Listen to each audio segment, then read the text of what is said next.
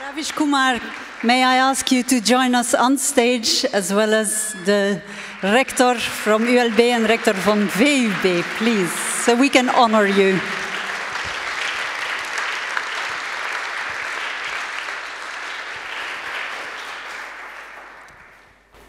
The Brussels University, Vrije Universiteit Brussels and Université Libre de Bruxelles, united in the Brussels University Alliance, have decided to jointly award the Difference Day honorary title for freedom of expression to Ravish Kumar for his vital and courageous contribution to the freedom of thinking, writing, and expression.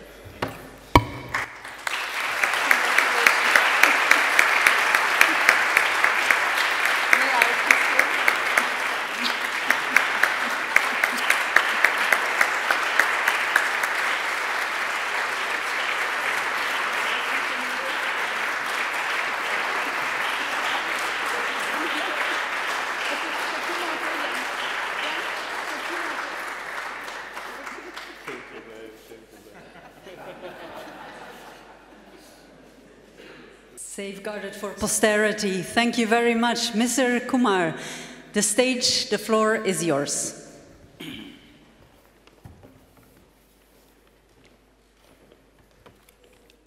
Namaskar, ladies and gentlemen. I'll take longer. A very good evening to you all.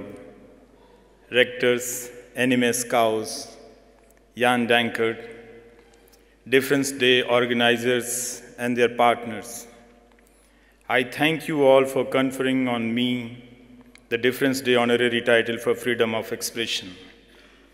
I am honored to be sharing this title with Jennifer Clement, who has been a vocal proponent of women's rights and safety of journalists.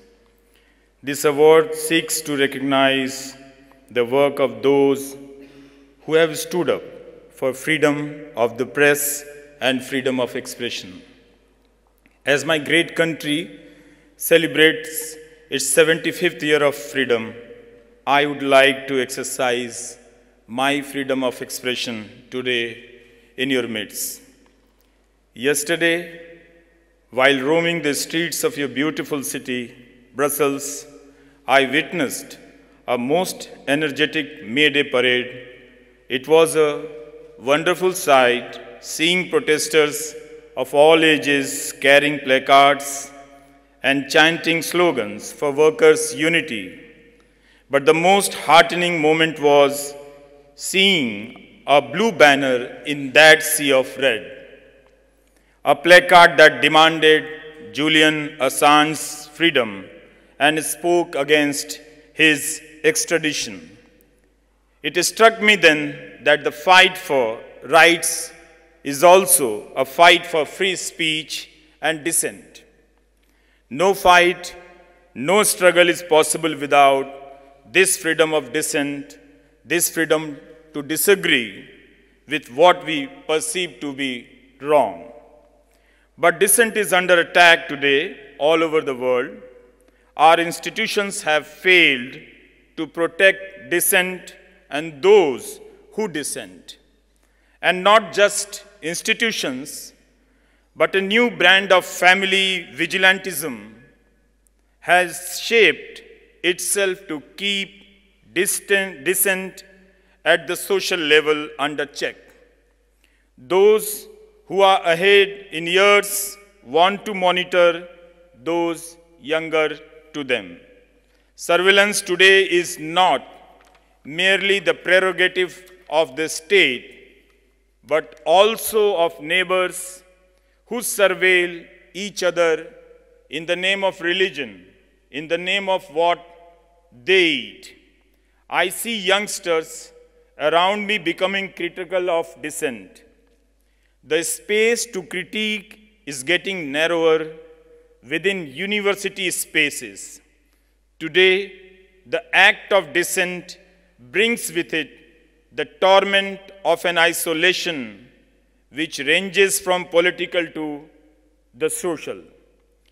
Dissent can be recognized only in one setup, and that is democracy.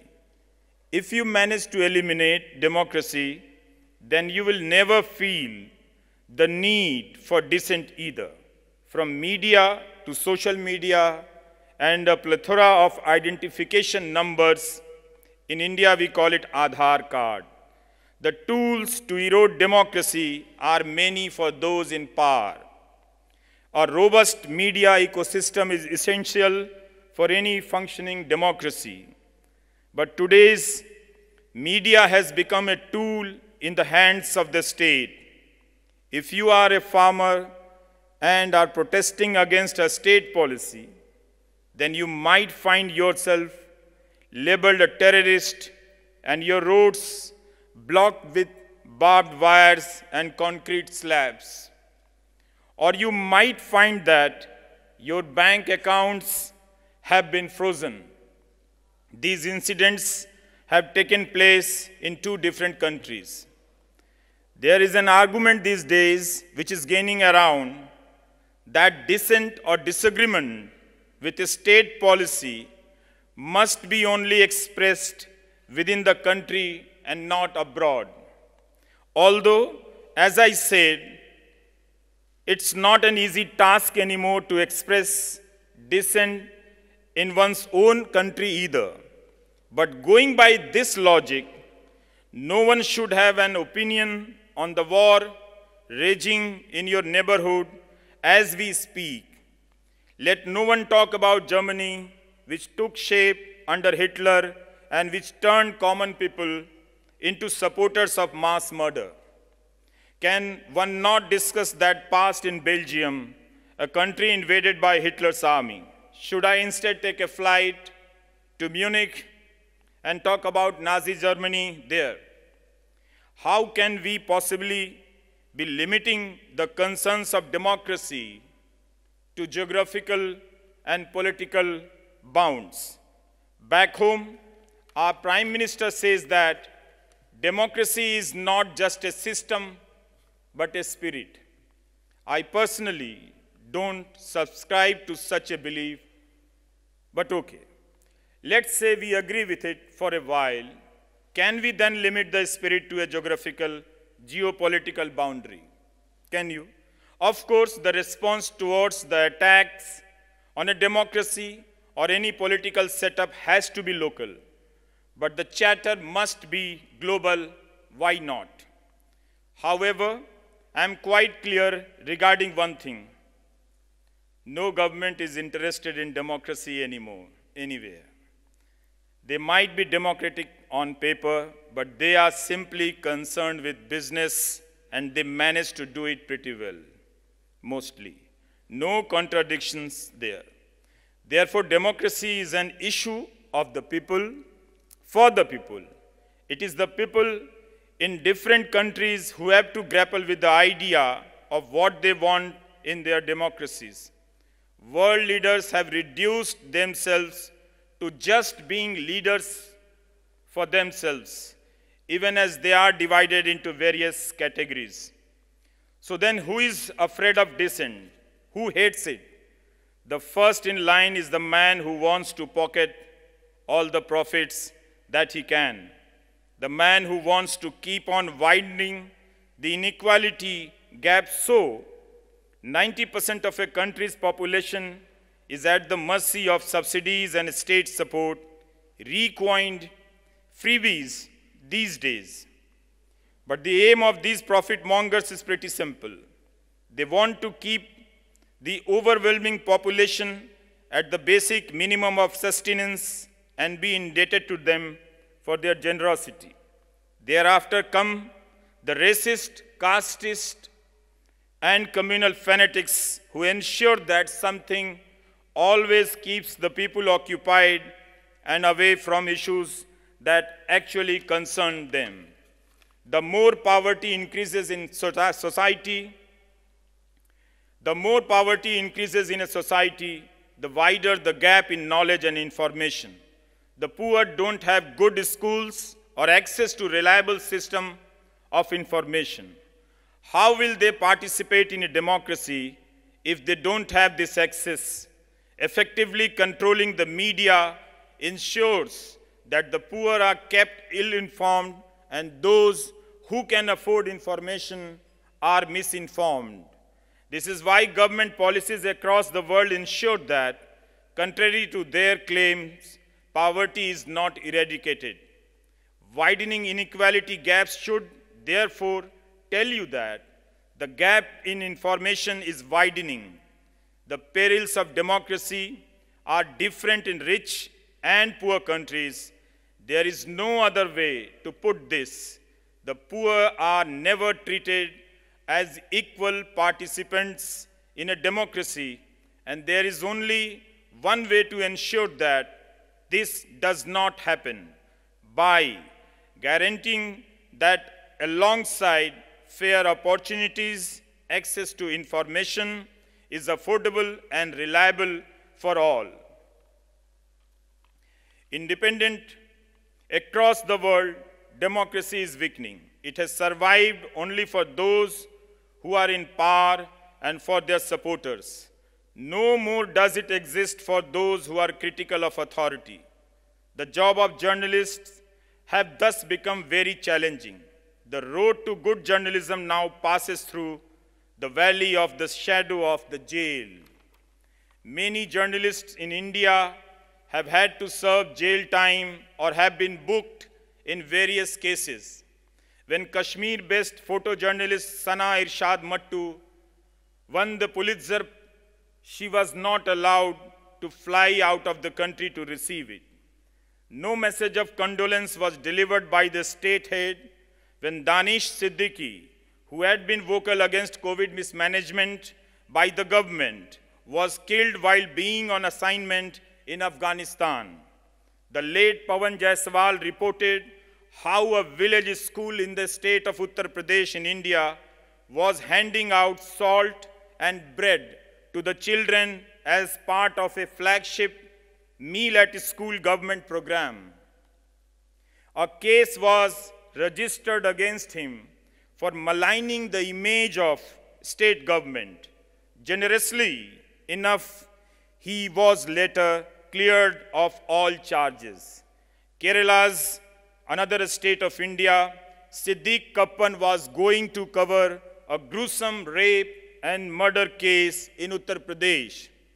When he was arrested en route, falsely accused of disrupting communal harmony, of being anti-state and money laundering, he spent 28 months in jail before the Supreme Court of India granted him bail, saying that raising one's voice for justice is no crime and that every person has the right to free expression. The press has played an integral role in shaping Indian democracy and in fighting for this freedom of expression. And today, the Indian press indeed has complete freedom. Today, it has the freedom of destroying democracy, of attacking the ideals of equality, of maligning love by spreading hatred, lies, and strangling the voice of opposition and protest. Our media today calls protesting farmers terrorists and critical voices an anti-national gang. It has no value for those constitutional values which have enabled its freedom of speech. World over, we are witnessing a very shrewd and deliberate criminalization of the media space. The media is willing to spew hate and bigotry at the beckoning of whoever is its political master. If the business fraternity indeed cares for democracy and its values, it has to seriously engage with what the media and its so-called tycoons are doing to democracy across nations. Imagine this. Users on Indian social media platforms ask whether we are witnessing criminals turned into journalists or if journalists are the criminals today. Given how they provoke one community against the other, Recently, the owner of a news channel took an oath in front of the Prime Minister of India, promising that his channel will work to fulfill the PM's vision. So you see, information in the media ecosystem does not flow in the form of questions anymore, but in form of commands. The lines between party cadre and a journalist are blurred. So pathetic is the state of affairs in my own country that the Supreme Court of India has asked, in a specific case of media-driven hate speech, if TV anchors who spread hate have been taken off air. Journalism is not an institutional endeavor anymore. It now rests solely in the hands of the individual. Those who do serious reportage are out of jobs, underpaid, and even at the risk of personal safety. I thank those who dissent and continue to be critical of authority across the world. If at all the democratic spirit still exists somewhere, it is not in the propaganda machinery of a government, but in the hands of those lone, fearless individuals, many of whom are isolated within their own communities. We have to stand up for them. We have to stand with them.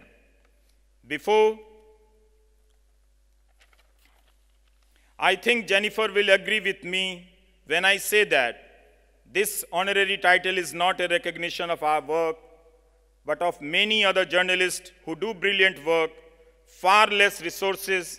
far less resources and under far greater risk. It also acknowledges our audiences who have supported journalists like me and many others. Your applause, in all fairness, belongs with them.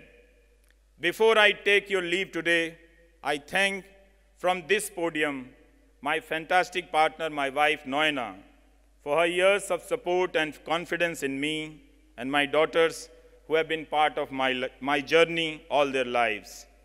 I also thank my colleague Vrinda for translating this speech into English. As I speak before you today, I think of my dear mother, Ma, who had been battling for her life the last few weeks and passed away last night. It feels strange to be making this speech today, knowing that she is not sharing this world with me anymore. My mother was a good woman, a very brave woman. I believe she passed on some of her strength to me too, as only a mother could have. My siblings and I grew up watching a woman whose commitment and patience was unmatched. It is probably because of her that I am able to stand before you and speak today. Back home, we never call the mother by her name. Today, I want to take her name in your presence as I receive this honor. My mother, Yashoda Pandey. Merci beaucoup. Thank you.